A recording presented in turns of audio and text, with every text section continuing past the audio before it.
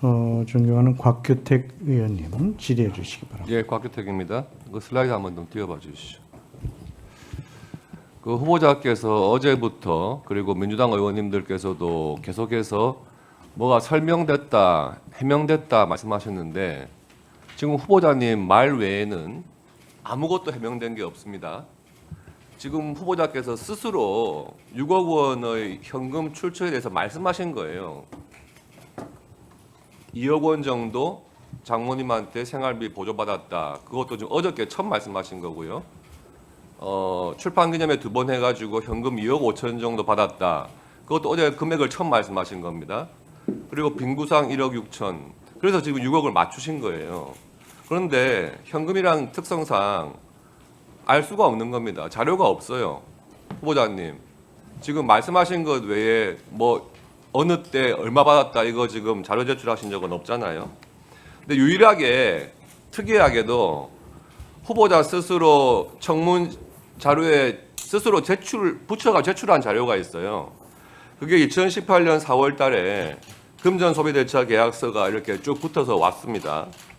왔는데 총 11명한테서 1억 4천을 빌린 걸로 돼 있어요. 그리고 그 중에서 9명에 대한 것은 같은 날 1,000만 원씩 이렇게 빌린 걸로 돼 있고 차용증의 양식도 똑같은 양식입니다. 근데 그 차용증 같은 날 9명 중에서 보면은 강북구 거주, 노원구, 구로구, 성동구 이런 데 거주하시고 주소지가 불명인 분도 4분이고요. 그리고 한 분은 또 정읍에 전북 정읍에 거주하고 계세요. 후보자께서 이에 대해서 뭐라 했냐 하면 치솟는 세금 문제를 해결하기 위해서 같은 날 같은 조건으로 동시에 1,000만 원씩 일시에 빌리기로 결심했고 최근에 은행 대출을 일으켜서 사적 채무를 청산했다 이렇게 말씀하셨습니다. 맞죠? 네, 그런데 그렇습니다. 원래 채무 관계라고 하는 게 빌릴 사람이 결심한다고 해가지고 탁 빌릴 수 있는 게 아니잖아요. 이거는 같은 날 빌려줄 사람들이 빌려주기로 결심을 한 거예요. 이날 같이 모여서 차용증 받고 1,000만 원씩 주자 이렇게 결심을 한 겁니다. 이 9명의 같은 날 1,000만 원씩 빌려줬다고 한 9명에 대해서 후보자께서 개인적으로 다 친분이 있으신 분인가요? 대부분 친분이 있습니다. 대부분. 그러면 모르시는 분도 있나요? 이날 처음 차용증 받으신 분도 있습니까? 그 중에 한 분이 아마 그 중에 한 분의 부인으로 되어 있는 것으로 제가 알고 있습니다. 예. 근데 이분들의 관계를 보면요, 이 핵심에 강신성 씨가 있는 것 같아요. 강신성 씨는 이 9명이 같은 날 차용증 쓴 날 말고 조금 뒤인 같은 해 4월 11일, 4월 23일 이렇게 2,000만 원씩 빌려준단 말이에요. 후보자한테. 그렇게 해가지고 관계를 보니까 강신성 씨 회사에서 감사로 근무한 분이 계시고 전북 정읍입니다. 계시고 그리고 강신성 씨 회사에 거액을 대출해줬던 분도 계시고 이래요. 정모 씨 이런 분은. 그러니까 아마도 친분 관계가 있다면 강신성 씨를 통해서 알게 되신 분이거나 강신성 씨와 함께 친분이 있는 분이거나 이러신 것 같아요. 그런데 이에 대해서 그때 후보자께서 뭐라고 SNS에 올렸냐 하면 그때 이자를 후하게 쳐줬다 이렇게 말씀하셨단 말이에요. 그런데 차용증상에는 연 2.5%의 이자예요. 차용증을 믿는다 하더라도 후한 이자는 아닌 것 같아요. 그런데 이 상환 기간 5년 동안 차용을 했는데 5년 동안에 전혀 뭐 이자라든지 원금 상환 내역은 없고요.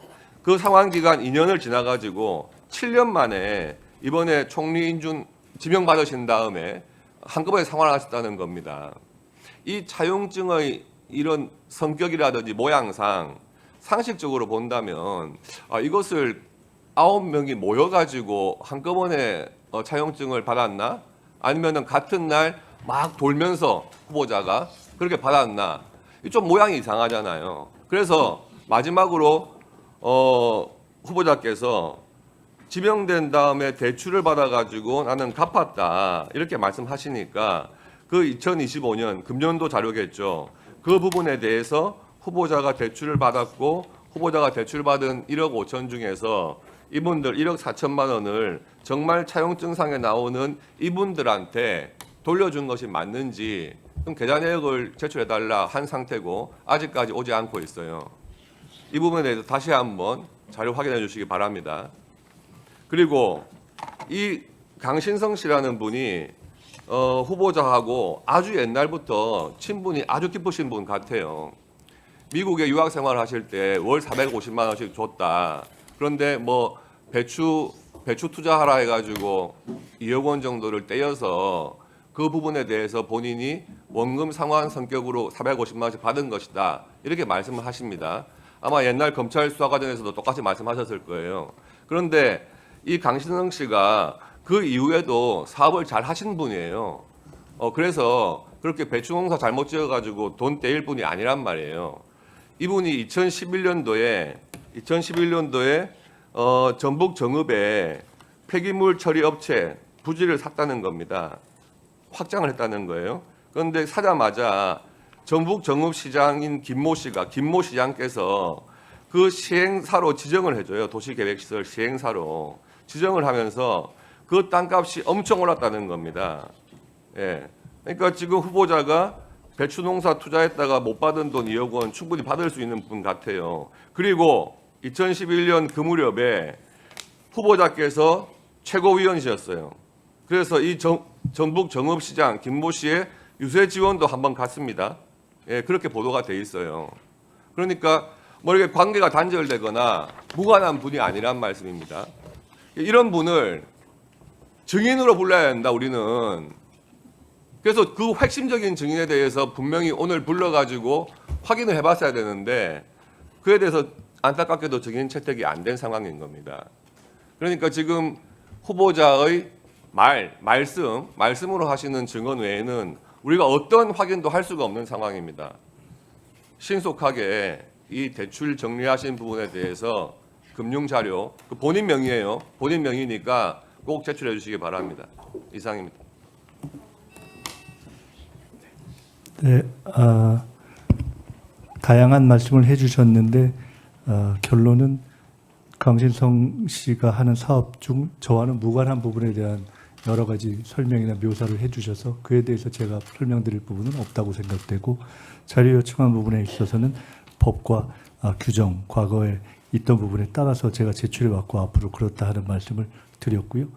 나머지에 대해서는 사적 채무를 빌릴 만한 중과산 증여세의 어려움 때문에 제가 빚을 내야 되겠다고 결심하고 여러 사람에게 부탁하는 과정을 통해서 몇 개월이 걸려서 그 사적 채무를 일으킨 것에 대해서는 설명을 드렸기 때문에 뭐 사실 굳이 말씀드릴 필요는 없을 것 같습니다. 중과산세 이렇게 얘기를 하시던데 저는 좀 궁금하던데 중과산세라는 게 이제 그 추징금 납부하지 않은 것에 대해서 늦게 납부한 것에 대해서 중과산세를 적용하는 세금 안 냈을 때 중과산세를 적용하는 형태로 이렇게 가중해서 부과된다 그런 뜻이죠. 네, 그러니까 추징금을 원금이라고 한다면 거기에